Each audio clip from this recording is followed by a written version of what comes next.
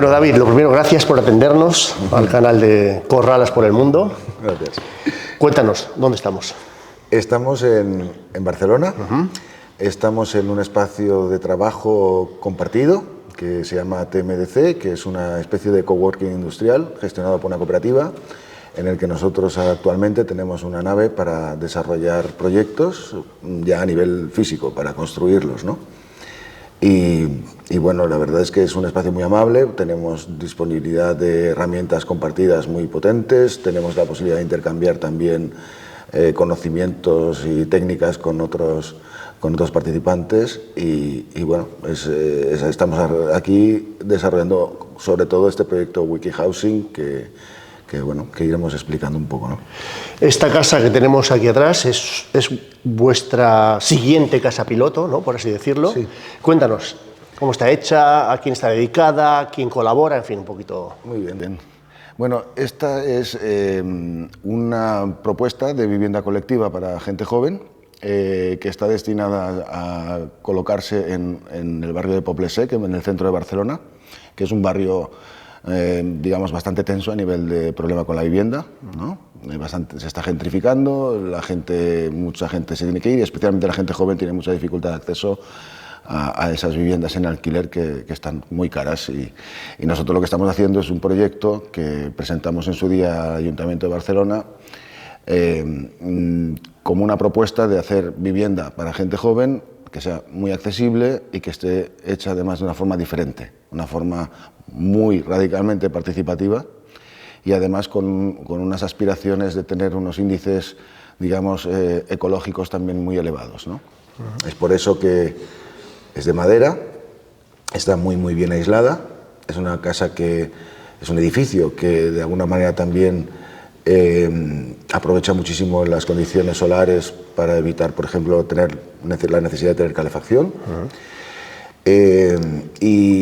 Y bueno, es un edificio de 4 plantas, son 4 viviendas y lo más característico del proyecto es que es un proyecto que estamos desarrollando desde el principio con un grupo de gente joven que se han apuntado de forma voluntaria y gratuita a aprender a trabajar juntos y en este caso trabajar juntos para codiseñar este edificio de viviendas para luego además aprender a construir, aprender madera, aprender trabajar con el metal, aprender fabricación digital, aprender temas de instalaciones, temas de textil, todo tipo de dinámicas de trabajo que permiten que estemos haciendo esto que vemos sin la intervención de constructoras profesionales. O sea, aquí estáis dando formación y trabajo a futuros profesionales que pueden ser desde fontaneros, carpinteros, electricistas, arquitectos, ingenieros, a dar una vivienda. Sí, estamos uniendo dos cuestiones, creemos que las dos muy necesarias para la juventud de nuestro país, ¿no? Que es prepararse para el mundo laboral y también con una óptica, digamos, de sostenibilidad, ¿no? Una idea como de desarrollo laboral en entornos sostenibles o de alguna forma que dé respuesta a la situación ambiental que vivimos, pero también principalmente ofrecer una alternativa de cómo construir vivienda y cómo insertar esta vivienda en los lugares donde más se necesita,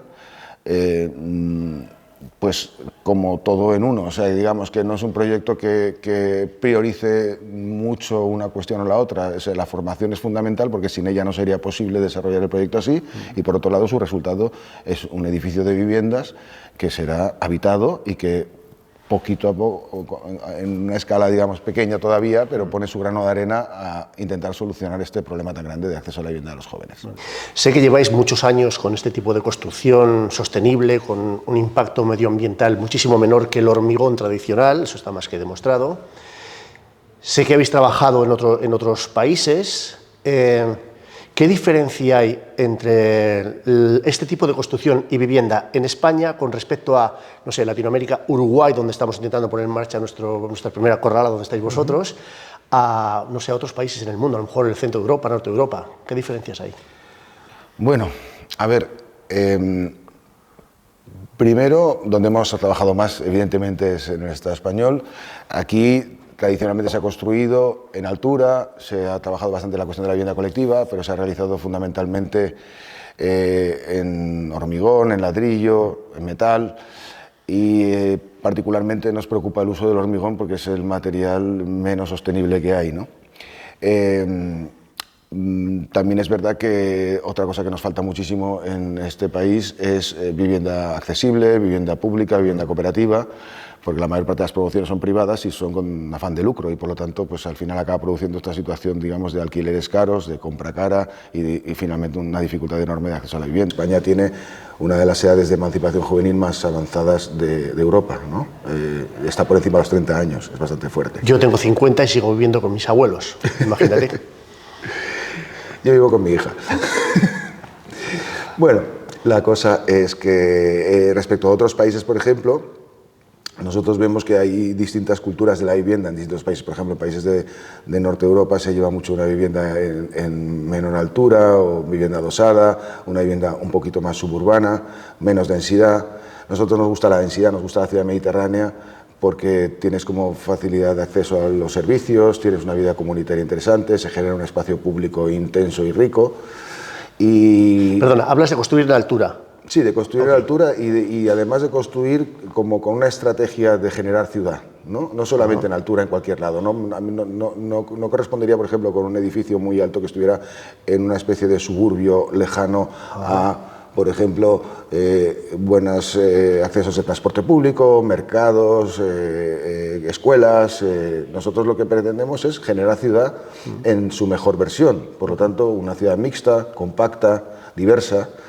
Entonces, por ejemplo, en Latinoamérica hemos trabajado principalmente en México y en Colombia, con alguna pequeña intervención en Brasil, más a nivel de taller práctico-teórico, pero en general la sensación es que hay elementos que nos han fascinado, como por ejemplo la cultura del cooperativismo de ayuda mutua en Uruguay, y en general labores como por ejemplo la que realiza gente como la Fundación Techo. En definitiva, hay muchos proyectos muy interesantes, hay mucha cultura de la colaboración, de la cooperación, y además hay también un conocimiento popular de lo que serían los procesos de construcción y de autoconstrucción, que también para nosotros son súper interesantes. La parte que hemos visto un poquito hasta ahora, y lo digo con humildad porque tampoco soy un gran conocedor, pero me da la sensación que todavía se emplea mucho los materiales pétreos, el hormigón, como decíamos antes, un material muy problemático. Allá le llaman concreto, ¿no? Pero en definitiva, aunque hay experiencias súper interesantes en construcción en madera o construcción en bambú, en otros materiales que serían mucho más, o adobe, etcétera, mucho más interesantes para lo que ahora hoy en día necesitamos, bueno, digamos que creo que hay un campo importante también, como aquí, para desarrollar nuevas técnicas, o técnicas que reaprenden de lo tradicional. Cuando hablábamos hace un momento del bambú o del adobe, o en definitiva es construcción en barro, o bien de la madera, son técnicas que siempre han existido. Y el caso es que, bueno, nosotros lo que estamos haciendo también siempre es revisar la tradición y aprender de ella. Este edificio, por ejemplo, que estamos haciendo ahora es de entramado ligero de madera, y el entramado ligero de madera se desarrolló sobre todo en América. Por otro lado, hay una cuestión que también nos preocupa de lo que hemos podido ver en Latinoamérica, y es que muchas veces hay pues mucha dispersión urbana, ¿no? O sea, que digamos que se construye allí donde se puede, ¿no? Y entonces, pues realmente la idea que intentaba antes describir, de hacer ciudad, de hacer comunidad, de enriquecer un ecosistema de servicios urbanos donde está presente la vivienda, y que la vivienda asequible esté allí también, no solamente en aquellos lugares de oportunidad, digamos, pues así, digamos, apartados y tal, nos parece fundamental. Y creo que quizás esto falta todavía por trabajarlo en todas partes, pero creo que en Latinoamérica especialmente. Has hablado ahora has comentado el tema de vivienda asequible, sí, ¿vale? Para la gente que nos escuche, sobre todo para la gente joven, bueno, y la gente no tan joven, que hay problema de vivienda en las grandes ciudades, la gente mayor. ¿Cuánto cuesta una vivienda de estas para un chaval que participa en vuestro proyecto, crea su propia casa de alguna manera? ¿Cuánto va a pagar de alquiler, de compra, una vez terminada? Vale. Hablemos de una casa piloto como esta de unos 50 metros cuadrados, 40, por ahí. Por ahí. Bueno, en este caso no te puedo decir hasta cuánto costará porque no está terminada y además depende de decisiones de gestión que tiene que tomar el ayuntamiento, pero puedo hablar de la última que hemos terminado en Caldas de Montbui, que es bastante similar y que ahora mismo se está alquilando por 340 euros, creo que es 330 euros, pero con tarifa completa de servicios. Eso significa que ahí está dentro la factura de la luz, la factura del agua, la calefacción, internet, etcétera, ¿no? Que, por lo tanto, comparado con un alquiler típico de esa misma ciudad, que está aproximadamente hoy en día en los 800 euros, más los servicios, se puede poner fácilmente en un mes de invierno en 1.000 euros. Comparamos 330 con 1.000 euros, es exactamente una tercera parte. Claro. El tema es, yo digo que si no se pueden subir los sueldos, que se bajen los precios. Exactamente, o como dice nuestro amigo David Bravo, que luego igual tenemos ocasión de hablar con él. Ojalá. Resulta que es una forma, digamos, de acción social en especias mucho más, en especies se dice, ¿no? Sí, la renta básica en especie. La renta básica en especie, ¿no? Que es algo muy inteligente, porque si el Estado ayuda a la gente más necesitada de forma monetaria, de forma, bueno, en términos de dinero, es muy fácil que los precios suban, ya que se eleva el poder adquisitivo de las clases populares y, por lo tanto, rápidamente puede ocurrir que los alquileres suban. Y, al final, es una forma indirecta de aportar más dinero precisamente a los propietarios o a gente que no es precisamente la que es destinataria de esa ayuda social a priori. En cambio, si tú le facilitas la vivienda o mejores condiciones de acceso a la vivienda, en realidad estás asegurando que esas personas que lo necesitan reciben la ayuda al 100%. Nosotros, como bien sabes, en el proyecto de La Corrala tenemos lo que hemos denominado banco de elementos. Es decir, vamos a las empresas no a pedir dinero, dennos aquello que tienen ahí almacenado, que no van a utilizar, que está obsoleto, para nosotros reutilizarlo. Esto es una idea de Gerardo Guadel, vuestro maestro, como le llamáis, y creemos que puede ser una herramienta muy interesante para poder dinamizar todo esto, porque no la subvención, el préstamo, no, dame cosas para hacer casas, dónalas, y además el nombre de tu empresa estará ahí como benefactor, como patrocinador, como quieras, ¿no? De todas formas, yo diría que creo que también hay que pedir dinero. Sí, o sea, bueno. En este proyecto que estamos visitando hoy es posible gracias a donaciones de materiales y también a aportaciones en metálico. El dinero también va a ser necesario y, por lo tanto, depende del proyecto. Yo creo que no hay que cerrarse a un modelo exclusivo, sino que hay que abrirse a que un proyecto puede tener una mayor aportación pública económica, por lo tanto, igual con una aportación material es más que suficiente para que las empresas colaboren al proyecto, pero puede ser también que haya al lado de esa aportación en materiales, en equipos o en lo que haga falta en especie, también vaya acompañado, ocasionalmente por lo menos, de una aportación económica, y eso también está bien. En vuestro primer edificio en Barcelona, el APROP, que está ahí en el barrio gótico, ¿no? Se denomina así, barrio antiguo de Barcelona. Tenéis premios internacionales importantísimos, premio en el Ayuntamiento de Nueva York, premio Bauhaus en Bruselas, algunos premios más que desconozco, pero estoy seguro que habrá una lista de premios importantes. Sí. Ahí creo que fuisteis pioneros en Barcelona en construir un edificio para familias sin recursos con contenedores marítimos reciclados. Cuéntame cómo fue la experiencia, primero la parte técnica y luego la parte burocrática.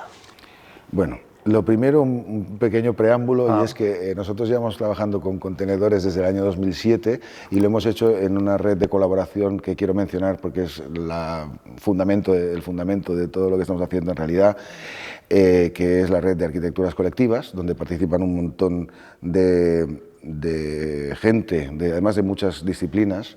Desde el año 2007, pues tenemos ahí Arquitecturas Urbanas, tenemos a Maquea, tenemos un montón de colectivos de distintas partes de la península ibérica, pero también de Latinoamérica, también de Italia, que juntos generamos un poquito el código básico sobre el que está sentado este proyecto o estos proyectos que estamos hablando, y particularmente el proyecto de APROP, que es resultado de una propuesta que hicimos también en base a estudios urbanísticos de nuestro compañero Alex Jiménez y de otros, bajo una estrategia que llamábamos estrategia ATRI, ¿no? De alojamientos tácticos de repoblación inclusiva, un nombre un poco retorcido. No me voy a acordar, seguro. El caso, Atri sí, es más, Atri sí, es más es fácil. que viene de atrio, ¿no? Ajá. Bueno, la cosa es que este proyecto lo presentamos y el Ayuntamiento mezcló de alguna manera la influencia de esta propuesta de Atri con experiencias que estaban dando en distintos países, particularmente, por ejemplo, en Holanda, en Canadá, en Gran Bretaña, de fabricación de vivienda con contenedor. Y bueno, se decidió tirar para adelante este proceso, que lo que busca el proyecto APROP particularmente son viviendas de emergencia, son temporales, es para gente que está en situación de desahucio, que se ha quedado en la calle por lo que sea, y que de otro modo lo que estaba haciendo el Ayuntamiento de Barcelona era facilitarles pues, algún tipo de alojamiento, como podía ser una pensión, un hostal, etcétera, con lo que conllevaba un gasto. Y además normalmente ese realojamiento que podía proporcionar el Ayuntamiento no necesariamente estaba en la zona donde las familias o las personas vivían, de tal manera de que se producían, por ejemplo, cambios de escuela forzosa para los niños o desarraigo social para las personas en general. Y lo que intenta el proyecto APROP, yo creo de manera muy acertada, es colocar estos equipamientos, estas viviendas temporales en los lugares donde se necesitan. De tal manera que si alguien sufre una situación de desamparo habitacional, por ejemplo, en la parte antigua de Barcelona, que además es una zona muy turistificada y muy codiciada por el mercado, pues algunos van a poder quedarse en este tipo de edificios, ¿no? Que se levantan muy rápido, o sea, se levantan en 3-4 meses, que ya vamos por el tercero o cuarto, según cómo se mire en la ciudad de Barcelona. Nosotros nos encargamos de desarrollar el primero y fue una investigación que hicimos junto con gente del Ayuntamiento y con otros equipos, entre los que estaba Uli Arquitectura, Yaisa Terré, y luego también hubo intervenciones de otros equipos en paralelo que desarrollaron unos proyectos que en principio todavía no se llegaron a desarrollar del todo, pero nosotros tuvimos el privilegio de poder llevarlo hasta el final. Y bueno, se pudo ver que entre que se tomó una decisión de hacerlo y que se entregaron las llaves pasaron 2 años, cuando la media de tomar una Construir 3 meses, entregar las llaves 2 años. O sea, casi 4 meses y entregar sí, las llaves. O sea, hablamos de las zancadillas de la burocracia, ¿no? Bueno, pero es que la administración, en este el papeleo. caso te puede parecer mucho, pero en realidad es lo mínimo prácticamente que se puede conseguir tal como funciona la administración pública española. Lo digo porque, un dato, la media de duración en tradicional hasta ahora, incluyendo hoy en día, pero durante todos estos últimos años, entre que se decidía hacer una promoción de vivienda por parte de la empresa pública de vivienda y que se entregaban las llaves, estaba en 7 años y medio. Entonces, la burocracia yo creo que tenemos que intentar reducirla, pero es una decisión que pasa por normativa estatal, por normativa europea, por normativa autonómica, y hacerlo en 2 años, aunque parezca mucho, es bastante poco. ¿Se puede hacer en menos? Sí, porque al demostrar en el primer caso que se puede hacer en 2 años, rápidamente se ve que optimizándolo todo se puede hacer en 1 año y medio. ¿Sabes cuál es la diferencia? Que los que no están en la calle son sus hijos. Son los hijos y las hijas de los demás. Si fuera la hija del presidente, la presidenta, el ministro de turno, tendrían vivienda cagando hostias. Bien. Pero es el puto pobre. Está ahí. En fin, esa es mi visión, ¿eh? Perdóname. No, bueno, la verdad es que ahora yo creo que una de las cosas que está pasando es que antes se pensaba en la vivienda social como aquella vivienda necesaria para la base de la pirámide social, para la gente más necesitada. Hoy en día, con los precios que hay, la gente que necesitamos algún tipo de vivienda asequible, algún tipo de facilidad de vivienda, ya sea pública, cooperativa o una forma público-privada o como sea, de encontrar una forma de vivienda que no esté en los precios del mercado actuales, pues es tan grande. O sea, estamos hablando de que casi fácilmente la mitad de la población está destinando más de la mitad de su sueldo a pagar el alquiler y algunos ni siquiera lo pueden hacer. Coloquémonos en un mundo idílico. Imaginemos que estamos en Barcelona, que el Ayuntamiento, la Generalitat, se ponen de acuerdo para que toda la ciudad, arquitectos, ingenieros, técnicos, administradores, en fin, se pusieran en marcha para construir viviendas de forma simultánea en base a toda la necesidad que hay. ¿Qué tiempos podríamos manejar? Sí, es una, no sé, es una hipótesis, ¿no? Pero tengo curiosidad en los tiempos, que es que digo, yo siempre digo, la vida es muy corta, entonces vamos a solucionar primero lo urgente de forma rápida, porque si no se quedan muchos cadáveres por el camino. Bueno, a ver, lo primero que tengo que decir, para ser fiel a la información que tengo y a la experiencia de hablar también con gente que está en el ámbito de la antropología urbana, de la politología, de la sociología, es que seguramente la forma más rápida de conseguir que la gente acceda a la vivienda es regular el precio de los alquileres, trabajar sobre la protección de la vivienda como un derecho y no como un bien de mercado, y eso es algo que posiblemente podría activar una enorme cantidad de vivienda existente como vivienda asequible, y seguramente es el camino más necesario, pero también hay que rehabilitar y transformar y reformar, ampliar vivienda que existe, y también hay que aprovechar el suelo disponible para hacer vivienda nueva, y evidentemente la prioridad debería ser hacer vivienda asequible. Vosotros habláis de una terminología que me encanta, odontología urbanística, ¿no? Sí. La ciudad es una boca con caries, vamos a rellenar esos huecos para construir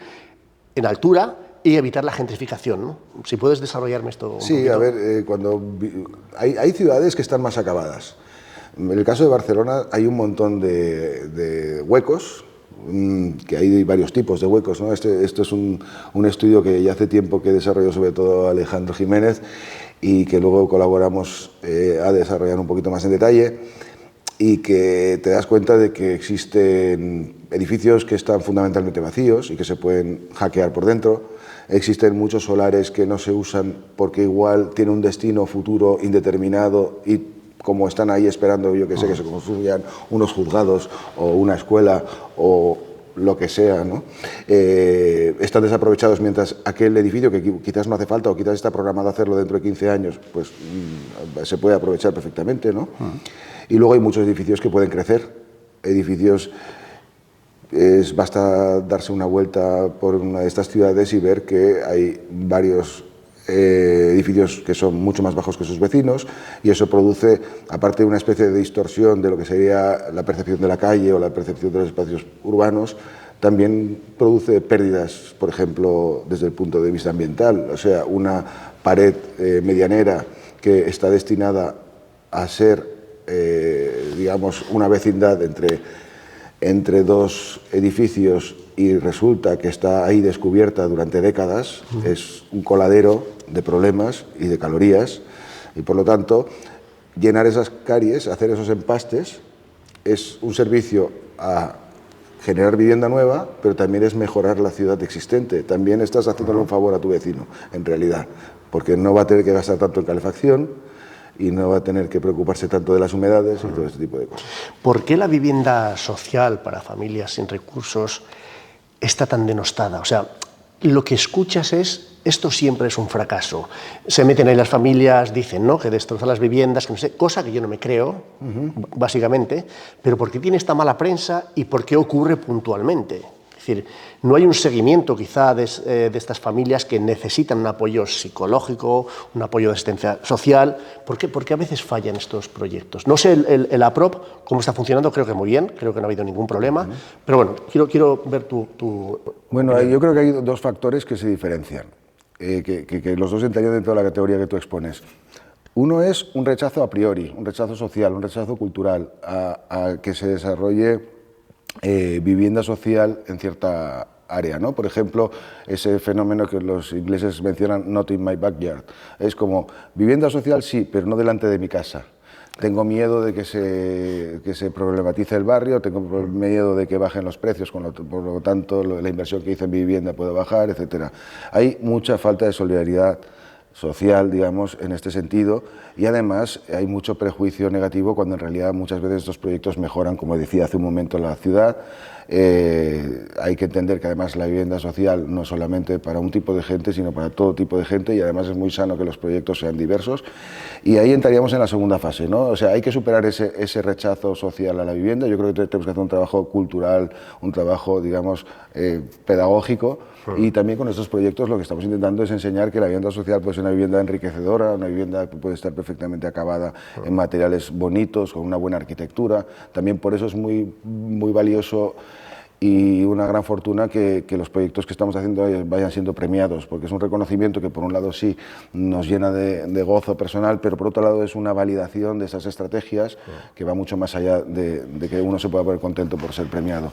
Pero, bueno, perdona, sí, es que esto conecta con lo siguiente, ¿no? Y es que si un proyecto de vivienda social es simplemente generar techo y luego dejar a su libre albedrío a las personas que lo habitan y encima no darles ni siquiera herramientas de cooperación o de colaboración a la hora de mantener sus edificios, vendríamos a estar en este esquema muy del siglo XX digamos, de la administración pública como con un cuidado patriarcal, como muy asistencialista, pero que luego además se queda a medio camino porque ni permites que la gente tome las riendas de su hábitat, ni tampoco lo cuida lo suficiente. Y no solo es una cosa que ocurre en España, visitamos en Nueva York, en Harlem, unos edificios de la New York Housing Authority, estos típicos bloques que se ven en ciertas zonas de Nueva York, en Harlem mucho, ¿no? Suelen ser edificios de ladrillo que muchas veces están construidos en los años 40, 50, 60, y era bastante triste ver cómo había un cartel en la entrada que ponía que los inquilinos no tenían derecho a recibir visitas sin la autorización expresa de lo que no por casualidad se llama New York Housing Authority.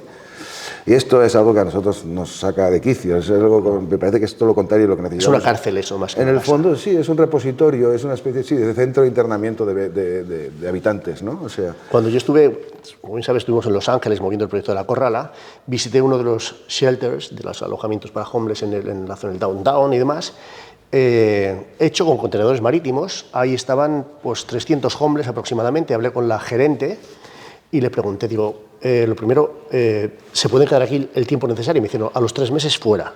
Por lo tanto, limpias una zona Santa Mónica de Los Ángeles, lo limpias y a los 3 meses tienes otra vez ahí el problema, acrecentado. Y le pregunté, digo, ¿cuánto ha costado esto? Me dice, 50 millones. Se me saltaban las lágrimas, digo, esto vale 1, construirlo. Los otros 49, ¿dónde están? Hablaba un comunicador americano que ojalá podamos contactar con él, Joe Rogan. Dice que hay dinero suficiente en Los Ángeles para solucionar el tema del sinhogarismo. Sin duda. ¿Qué ocurre? Que se roba. Sueldos multimillonarios, no, tengo 300.000 por llevar las botellas de agua de un sitio a otro, mis sueldos son 300.000. Es decir, toda esa parte de burocracia del mamoneo hace que todo esto no se solucione. Y eso es indignante y frustrante, ¿no? Totalmente, la verdad es que el sistema está bastante pervertido y creo que además el problema es también, como decía antes, cultural. O sea, tenemos que entender que dar cobijo a una gente sin techo no es ponerlos en los barracones. Eso está pasando en Alemania con las pequeños barrios que han montado para gente refugiada y que tiene una política aún casi más drástica que la que mencionaba de Nueva York.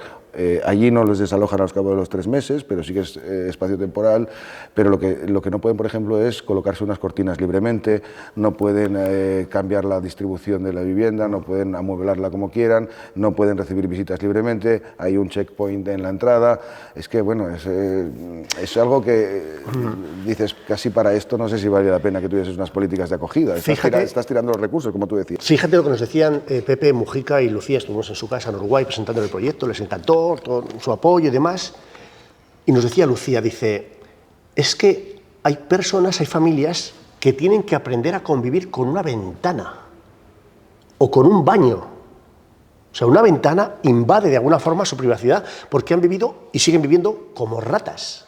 Yo dije en la televisión de Uruguay, digo, he visto a ratas vivir mucho mejor que niños en los asentamientos.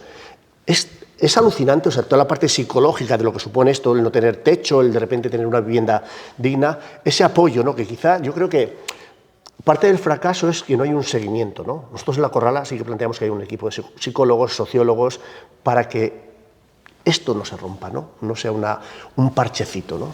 Claro, es que no solamente se trata de proporcionar un techo, se trata de proporcionar unos recursos mínimos adecuados y sobre todo unos espacios de convivencia, posiblemente se pueda introducir con un poco de imaginación otros elementos como actividad económica o formación, como estamos haciendo aquí, y entonces habría que aprovechar cada dólar, cada euro, cada peso, en cualquier caso, cada moneda, como para sacar el máximo rendimiento. O sea, si puedes construir con formación, ¿por qué vas a construir de otro modo? Si puedes aportar un edificio que además tenga unos espacios que permitan el desarrollo de las personas, ya sea laboral, comercial, formativo, pues es que está claro que la manera sería por ahí, si no es como nunca resolver el problema, como decías, es ir poniendo parches y desplazar el problema, es barrer debajo de la alfombra, ¿no? Y esto, claro, yo creo que en distintos países, en distintos entornos, se manifiesta de manera diversa, pero creo que en Europa, que se considera que las cosas se hacen de una forma avanzada, pienso que tampoco es tanto así. Cuando ves grandes operaciones de vivienda que se están dando todavía hoy en las afueras de las ciudades, completamente aisladas, en macrobloques que hacinan a la gente y ahí te olvidas, y igual nunca ponen ni siquiera una parada de autobús delante de tu casa y desde luego van a tardar décadas en construir una escuela. Bueno, pues es algo que no... Nosotros en la filosofía de la Corrala planteamos lo siguiente, y es que, como hacéis vosotros aquí, ¿no? Dais formación, nosotros planteamos generar una cooperativa. Es decir, los chavales y chavalas que aprendan un oficio tienen la garantía de que si van a trabajar por fuera de sus viviendas o sus corralas, tengan la garantía de que están pues amparados bajo el formato de corrala, ¿no? Es decir, hay una garantía de que estos son buenos profesionales, hay un seguimiento, insisto, porque hay mucha desconfianza de, hostia, viene un fontanero a mi casa, pero que vivía hace un momento en la calle, vendrá a robarme. Dice, no se preocupe, esto está supervisado. Y hay una garantía de que son buenos profesionales y que son personas que te van a hacer una reparación en tu casa exactamente igual que cualquier otro profesional, ¿no? O sea, no solamente crear estos pequeños ecosistemas, sino abrir, ¿no? Abrir al mundo todas estas desigualdades e injusticias, ¿no? Sí, además igual que quien tenga necesidad de recibir un servicio puro, pues que reciba una reparación, pero quien pueda acceder a una reparación / taller de formación puede aprender, mientras esa persona le está reparando la fontanería, aprender a hacerlo por sí mismo y por lo tanto ir como extendiendo esa riqueza que es los oficios, que es el conocimiento de cómo hacer las cosas y que al final forma parte de algo como que podríamos decir como un mínimo vital, ¿no? O sea que mucha gente que está en situación de precariedad habitacional está también en una situación de precariedad, digamos, personal muy grande. Hay problemas de salud mental, hay problemas de adicciones, pero también hay problemas realmente simplemente de haber perdido la esperanza respecto de prosperar como personas, ¿no? Y realmente yo creo que la producción de vivienda es una oportunidad increíble para mejorar muchísimas cosas. Es como que tiene, en lugar de daños colaterales, tiene virtudes colaterales, pero se tienen que trabajar y hay que abrir mucho la mente, porque realmente esto... Nosotros estuvimos en Avilés hace como 3 semanas, en unas jornadas que organizó la Comunidad Europea en torno al sinhogarismo, ¿no? Hablamos con todos ellos, presentamos el proyecto de la Corrala, les interesó muchísimo, y el secretario de Estado, Nacho Álvarez, que nos dio una entrevista, nos comentó lo siguiente. Dijo que en España, no me equivoco en las cifras, hay 20.000 personas viviendo en la calle, y en toda Europa 1 millón de personas. En España este año se han gastado, dijo Nacho, 40 millones de euros en tema de ayudas y demás. Insisto, son todo parches. Yo pensaba, digo, ¿no será más fácil crear 1 millón de puestos de trabajo? Que no la limosna, ahora te manda un médico, ahora una asistenta social, ahora ya no vives en la calle, pero tienes un plástico. Porque cada vez más, yo en Madrid vivo en el centro y te lo juro, creo que cada semana veo un banco más en la calle ocupado por una persona que está viviendo en la puñetera calle. Es terrible. Sí. ¿Hay dinero para solucionar el problema? Sin duda que lo hay. Sí. Hay materiales, y hay profesionales, y hay organizaciones con ganas de hacerlo, y es la puta administración, el sistema, que obstruye todo esto. Sí, nosotros vemos varias entidades que están haciendo un enorme trabajo y también hay gente en la administración que está haciendo un trabajo muy válido y muchos de ellos incluso provienen de esas organizaciones que están haciendo un buen trabajo. Lo que pasa es que igual falta sinergia, falta integración Y bueno, yo veo que sí que hay cosas que han ido cambiando con el tema del sinhogarismo, que por ejemplo antes era mucho más radical esa forma asistencialista de operar, casi caritativa. Además antes había mucha más influencia, por ejemplo, de ciertas dinámicas religiosas en la forma de enfocar esa ayuda. Yo no estoy en contra de ninguna manifestación religiosa, pero me parece que sí que se tiene que trabajar con las personas como de igual a igual, y que el concepto de Housing First, que lleva unos años por ahí pululando, que es muy enriquecedor, que es como las personas, para tener un mínimo de estabilidad, de dignidad, necesitan una vivienda, y no solo una vivienda, necesitan una asistencia, un acompañamiento, pero quizás se trata más de acompañar, pues precisamente sí, ¿no? de dotar de herramientas, claro, más que de limosna. Es que vosotros predicáis con el ejemplo. Nosotros lo que pretendemos, ¿no? En las entrevistas que me hicieron en la televisión de Uruguay, me preguntaban las periodistas, lo primero, ¿cuánto cuesta esto? Hablamos con una empresa de allí, porque evidentemente va a hacer falta materiales de allí, saldría en torno a unos 500 euros el metro cuadrado, 500 dólares, ¿vale? Sin ayudas de empresas, sin colaboraciones. Yo, hablando con el ministro de Trabajo de Uruguay, le pregunté lo siguiente, porque en Uruguay hay 200.000 personas viviendo en la calle, más otras muchas más que necesitan una vivienda. Ojo, pero en la calle, en los asentamientos, 200.000. Yo los dividí en grupos de 4 personas por familia, o sea, 50.000 viviendas. Y le pregunté al ministro de Trabajo, ¿tiene Uruguay capacidad para absorber 50.000 nuevos puestos de trabajo para las familias de los asentamientos? Me dijo, para eso, sin ningún problema. Le dije, pues mire, necesitamos 100.000 contenedores, eso es lo que soluciona el problema del techo en Uruguay, un puesto de trabajo por cada vivienda, y con estos precios se puede pagar esa vivienda. Generas trabajo, generas comunidad, y no guetos, ojo, que hablamos de vincular, como estuvimos ahí con Gerardo Waddell, vincular la universidad, es decir, que no sean guetos, o sea, sociedad, ¿no? Bueno, pues estamos esperando. Es más, y perdona que te interrumpa, estas son palabras de Gerardo Waddell. Digo, Gerardo, construir estas 50.000 viviendas en Uruguay, ¿cuánto se puede tardar? Insisto en el tema del tiempo, ¿no? Me dijo, en 3 años, si el país se pone en marcha, se soluciona el tema del sinhogarismo en Uruguay. Fíjate qué experiencia piloto de país, demostrar que en 3 años se erradica la pobreza más urgente en un país. Sería ejemplo a nivel internacional, y esto lo hablamos con Pepe Mujica y con Lucía Topolansky, para intentar empujar un proyecto de estas características. Y evidentemente, o sea, que estemos ahí, o sea, que estéis, porque vosotros sois los que sabéis de esto. Nosotros tenemos una idea bucólica de una ONG, pero evidentemente necesitamos profesionales, bueno, que estáis, ¿no? Pero, insisto, para que los que nos escuchen, ¿no? Que esto es fácil de hacer. Hace falta iniciativa, hace falta ganas, hace falta cooperación. Sí, realmente es viable. O sea, no sé si usaría la palabra fácil. Es viable, y como es viable y es bueno, creo que facilita una motivación colectiva para hacerlo, y creo que vale mucho la pena.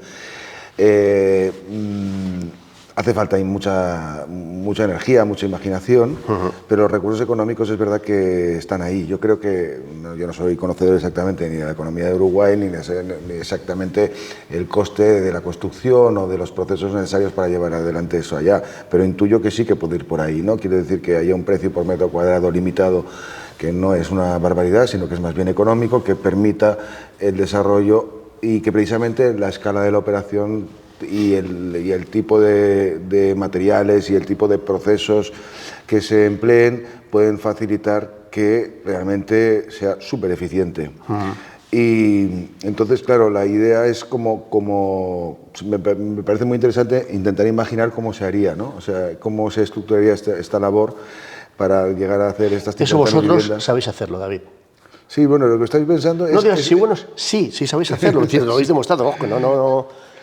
Sí, no, pero yo te digo qué parte no sabemos hacer, o qué parte creo que con la ayuda de Gerardo y otros profesionales y otras empresas que conocemos y otros expertos se puede hacer, y es precisamente el escalarlo a las 50.000. Nosotros no estamos acostumbrados a los números, pero es verdad que ya empezamos a conocer maneras de hacer, funcionamientos, digamos, que vienen de la industria, que vienen de los procesos casi más innovadores que hay, ¿no?, en materia de gestión de proyectos y de dinámicas de obra, que permiten hoy en día hacer cosas de una forma mucho más rápida y eficiente. O sea, digo, sí, empezamos a conocer algunas cosas al respecto, pero es verdad que siempre siempre hay que tener el punto de humildad necesario para decir, oye, bueno, nosotros ahora mismo me dices que tenemos que gestionar en un periodo de un año la construcción de una promoción de unos centenares, y creo que igual podríamos llegar a decir que sí, es bastante ambicioso ya de por sí, pero de repente una escala de 50.000 yo creo que requiere de una acción conjunta donde tiene que haber muchos agentes públicos y privados muy bien sintonizados, muy bien armonizados, para desarrollarlo, pero es una aventura magnífica y necesaria. Yo le decía a un arquitecto del Ministerio de Vivienda en Uruguay, digo, vamos a ver, los asentamientos llevan ahí toda la vida, prácticamente. Digo, bueno, ya que van a seguir así los próximos 50 años, porque son las previsiones del gobierno, digo, hagamos asentamientos bonitos.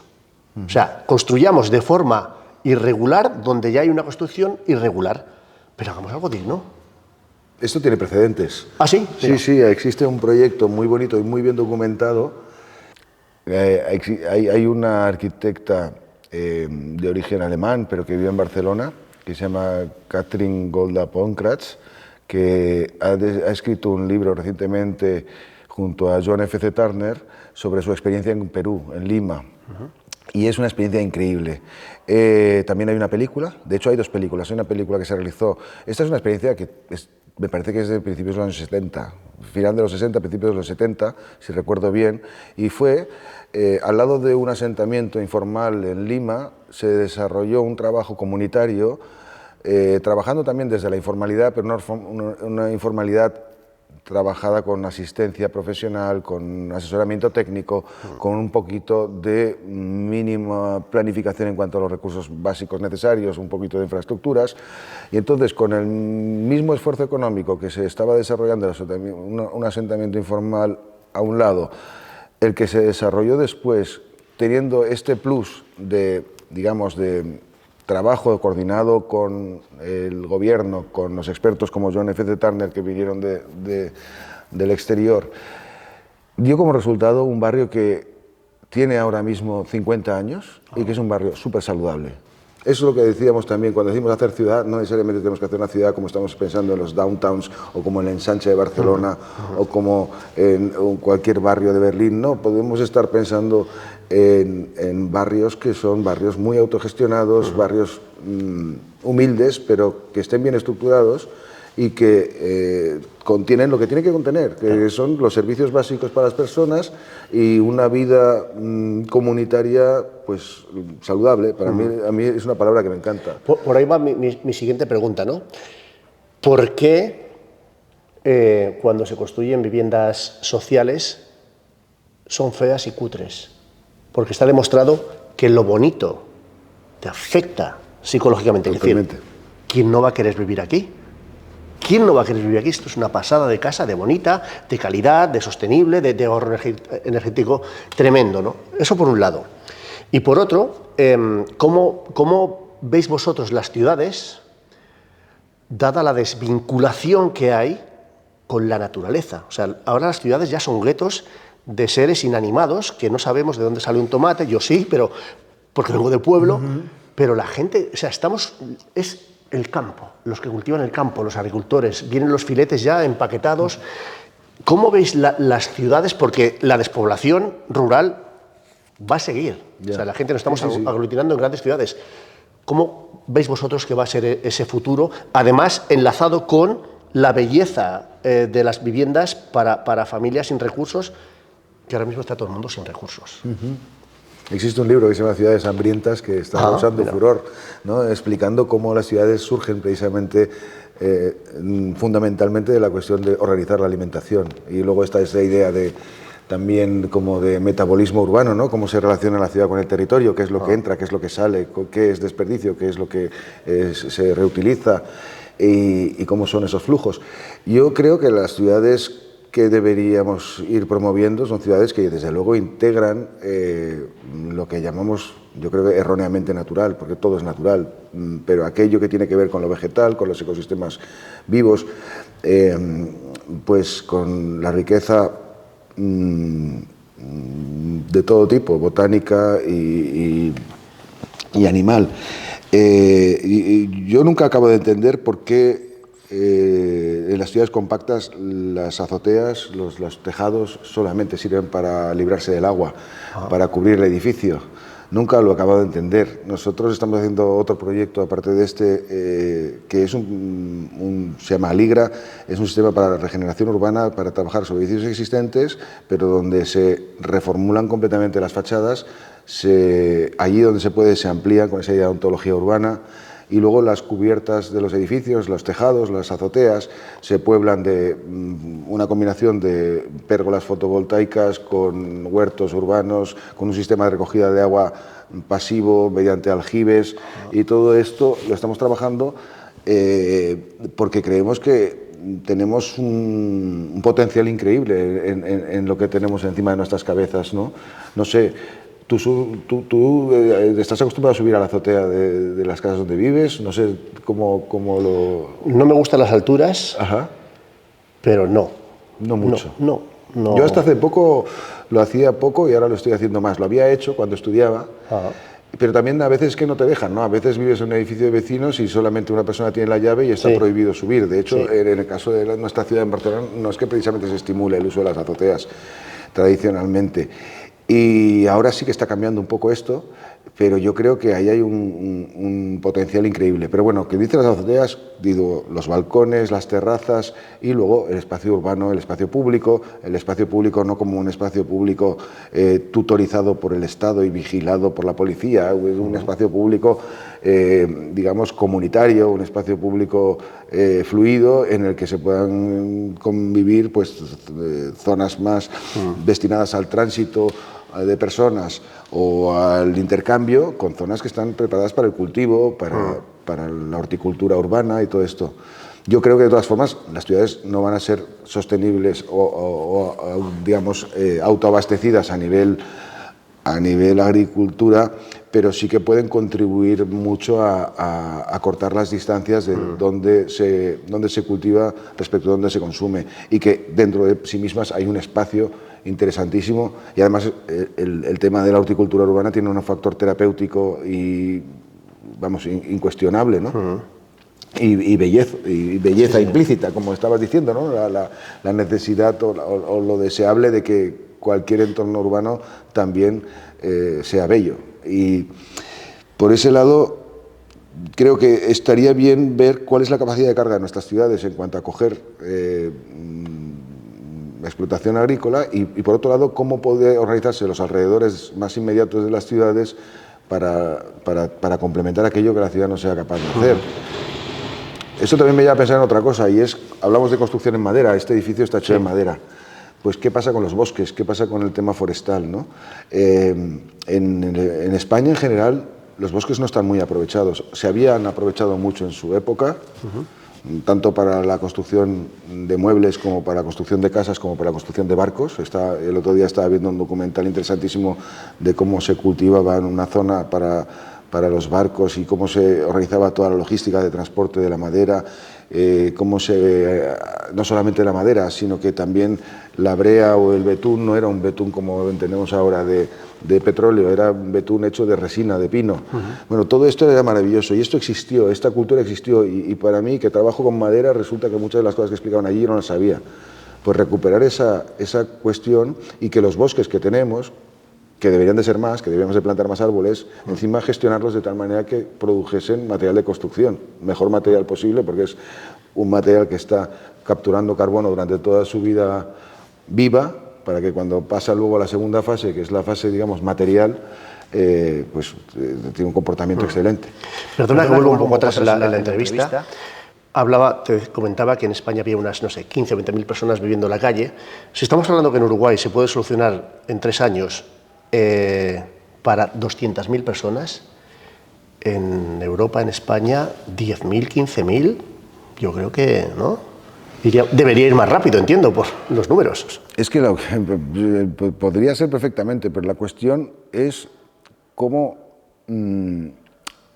la capacidad de acción social, pública, público-comunitaria o la del tercer sector, yo creo que se ha visto reducida con la aceptación de las reglas del juego del capitalismo.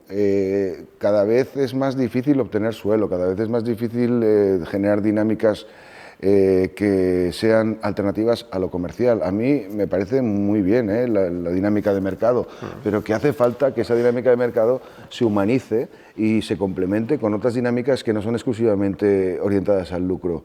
Entonces, ¿qué ocurre? Mientras estemos en esa trampa, veo un poco más difícil. Hace falta romper, que se puede romper rápidamente, ¿eh? Yo creo que en algunos de estos proyectos a escala pequeña lo estamos haciendo. Entonces, se puede hacer a escala más grande y se puede establecer una especie de nuevo pacto social entre distintos agentes y de repente decir, oye, vamos a afrontar esta necesidad de vivienda para 20.000 personas y ¡pum!, hacerlo de golpe. Pero claro, permíteme también que sea un poco excéntrico. Claro, estamos hablando de esa raza aparte, ¿no?, que es la raza política, ¿no? Bueno, a mí la raza política me parece que hay de todo, como siempre. Yo la verdad es que evito personalmente categorizar a las personas y en el caso de los políticos me he encontrado con gente que me ha defraudado mucho y gente que me ha impresionado por el lado positivo, claramente. La cuestión es que creo que tiene un problema fundamental y no depende de un político o de otro, es que piensan a 4 años o piensan en estrategias de partido. Entonces, mientras sea así, mientras no se piense con más mirada, o sea, antes mencionabas a José Mujica, es uno de los referentes clarísimos para muchas personas que nos inquieta qué es lo político, ¿no?, y qué es lo social. Hace falta personas que miren mucho más allá y yo creo que hace falta organizaciones que miren mucho más allá, porque no solamente vamos a vivir de individualidades, vamos a necesitar también una cultura de la estrategia a largo plazo que, vamos, está claro que necesitamos a nivel planetario, pero si lo necesitamos a nivel planetario, ¿cómo no lo vamos a necesitar a nivel ciudad, a nivel territorio, a nivel barrio, a nivel...?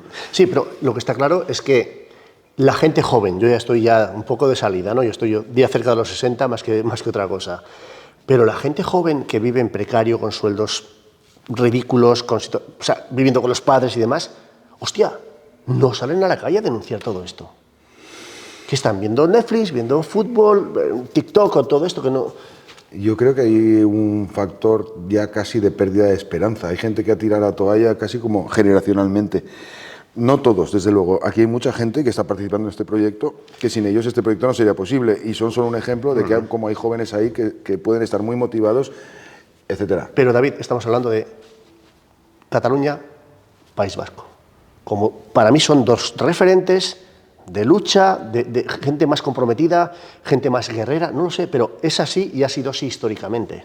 Bueno, Marina Leda está en Andalucía. Sí, pero un reducto. Bueno, ya... Sí, que está bien, está muy bien, pero hablo de sociedad, ¿sabes? Salir a la calle a protestar. Yo hablaba un día hablando con Óscar Matute, porque él decía que en el País Vasco es donde más altos son los sueldos. Dice, claro, es donde más huelgas hay. Bueno, claro, esto aquí tocamos otro tema, pero es muy interesante porque, digamos, que las huelgas normalmente se han establecido por una cuestión de lucha de clases y de reivindicación de buenas condiciones laborales y todo este tipo de cosas. Pero ahora estamos asistiendo a una nueva generación de huelgas, ¿no? Y vuelvo a citar a mi socio David Bravo, que estamos esperándole a ver si llega. La cosa es que hablando con él y me doy cuenta que tiene muy claro que hoy en día ha habido una mutación en cuanto a la brecha social. Antes era más una brecha de clase y ahora esta brecha de clase es una brecha entre por lo menos en el Estado, digamos, en Europa en general, creo que es lo que más conozco, tienes unas generaciones que son fundamentalmente propietarios y que además ya más o menos tienen una edad que su perspectiva, por ejemplo, sobre problemas como puede ser el cambio climático o los problemas de los jóvenes, pues están condicionadas porque ya de alguna forma han hecho su partida, han jugado su partida, y los jóvenes que se ven abandonados por esas generaciones de padres y abuelos que de alguna manera les dejan en la estacada, y realmente está ocurriendo, y se están viendo nuevas formas de huelga o de protesta, donde tienes los Fridays for Future o gente joven que se preocupa y que de alguna forma se siente estafada no solamente por una clase política o por una dinámica de mercado excesivamente agresiva, sino ya directamente por una especie de estafa generacional. Bueno, David, por mí la entrevista está hecha, creo que hemos hablado de muchas cosas muy, muy interesantes. Vamos a ver cuántas miles o millones de personas nos ven, vamos a intentar que esto se difunda muchísimo, porque lo que estáis haciendo es súper interesante y absolutamente necesario. Así que te agradezco tu tiempo. Si quieres añadir algo, es el momento. para los que nos vean, pues aquí Bueno, tenéis muchas gracias. a David Juárez, Muchas un gracias artista. a ti, a Yolanda y a Corraladas por el Mundo, y a todo el mundo que nos haya podido ver o que nos esté viendo. Espero que sea mucha gente. Nada, pues simplemente animaros, por un lado, a explorar estos proyectos que están bastante documentados en Internet y que seguro que los enlaces acompañarán a este vídeo estupendo. Y por otro lado, hacer cosas, a imaginarse con valentía nuevos proyectos. Pues estupendo. Maestro, un placer. Gracias. Pues esto está hecho. ¿Lo comemos? Esto está.